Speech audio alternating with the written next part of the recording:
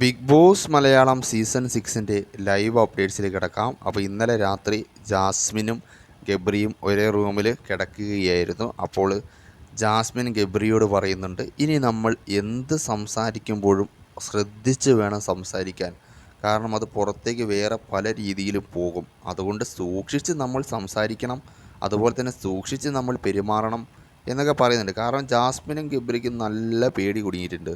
അപ്പം ഗബ്രി പറയുന്നുണ്ട്, റസ്മിനോട് തോന്നിയ അട്രാക്ഷൻ എന്ന് ഇവർ പറയുന്നുണ്ടല്ലോ, അത് നിന്നോടാണ് തോന്നിയത് എന്ന് അവർ പറഞ്ഞിരുന്നെങ്കിൽ എനിക്ക് കുഴപ്പമില്ലായിരുന്നു എന്ന് നമ്മുടെ ഗബ്രി പറയുന്നു. അപ്പോൾ ജാസ്മിൻ ഞെട്ടിക്കൊണ്ട് പറയുക, നീ എന്താ പറഞ്ഞത്? അട്രാക്ഷനോ?